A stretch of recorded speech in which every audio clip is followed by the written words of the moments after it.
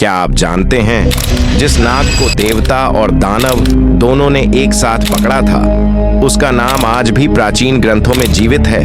वासुकी एक ऐसा नाम जो कथा जैसा लगता है, लेकिन जिसका उल्लेख इतिहास, कला और संस्कृति तीनों में मिलता है।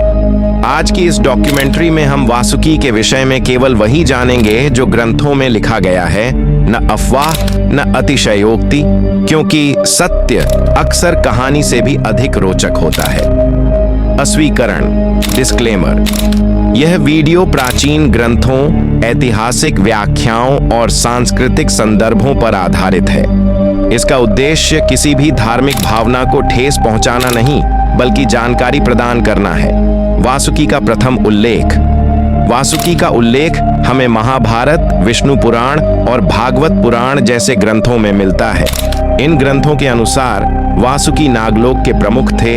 उन्हें शेषनाग का भाई बताया गया है और उनका संबंध भगवान शिव से भी जोड़ा गया है। ये सभी संदर्भ पौराणिक ग्रंथों से आते हैं, जिन्हें हम सांस्कृतिक इतिहास के रूप में समझते हैं, न कि शाब्दिक या भौतिक प्रमाण के रूप में। समुद्र मंथन, केवल कथा या कोई प्रतीक? समुद्र मंथन में वासुकी को रस्सी के रूप में उपयोग किया गया, लेकिन प्रश्न यह है, क्या यह केवल एक घटना थी या इसके पीछे कोई गहरा संदेश छिपा है? आधुनिक इतिहासकार मानते हैं समुद्र मंथन एक रूपकात्मक कथा हो सकती है, जिसमें प्राकृतिक संसाधनों, संघर्ष और सहयोग का संदेश निहित है। वासुकी यहाँ त्याग और संतुलन के प्रतीक बन जाते हैं।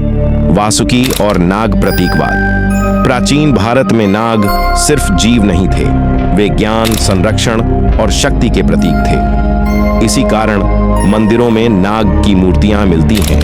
राज्यों के ध्वजों और कला में नाग चिन्हों का प्रयोग हुआ। नाग पंचमी जैसे पर्व अस्तित्व में आए। वासुकी इसी नाग परंपरा का एक प्रमुख स्वरूप थे। पुरातात्विक और सांस्कृतिक प्रमाण। भारत के कई क्षेत्रों में नाग देवताओं से संबंधित अवशेष मिलते हैं, लेकिन कहीं भी वासुकी के भौतिक अस्तित्व का प्रत्यक्ष प्रमाण नहीं मिलता, और यही एक महत्वपूर्ण तथ्य है। पुरातत्व हमें यह बताता है, लोग नागों की पूजा करते थे। नाग एक विश्वास प्रणाली का हिस्सा थे, लेकिन इसे शाब्दिक इतिहास नहीं माना जा सकता। यही स्पष्टता इस वीडियो को तथ्य आधारित और नीति सुरक्षित बनाती है। वासुकी और आध्यात्मिक व्याख्याएं। कुछ आध्यात्मिक परंपराएं वासुकी को कुंडलिनी ऊर्जा से जोड़ती हैं, जो रीढ़ के आधार से ऊपर उठने वाली आंतरिक शक्ति मानी जाती है। लेकिन यह एक दार्शनिक व्याख्या है, इसका कोई वैज्ञानिक प्रमाण प्रस्तुत नहीं किया जाता। इस डॉक्यूमेंट्री का उद्देश्य है विचारों को समझना, न कि किसी विश्वास को थोपना। वासुकी एक रहस्य क्यों है?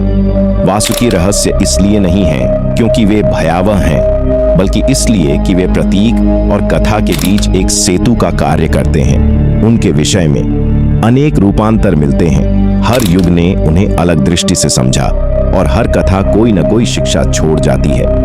वासुकी नाग भले ही एक मिथक हों, लेकिन उनका संदेश वास्तविक है। त्याग, संतुलन और सहयोग। ये मूल्य आज भी उतने ही प्रासंगिक हैं जितने हजारों वर्ष पूर्व थे। यदि आपको इस प्रकार की तथ्य आधारित रहस्यात्मक डॉक्यूमेंट्री पसंद आती है, तो चैनल को सब्सक्राइब करें और वीडियो को लाइक करना न भूलें।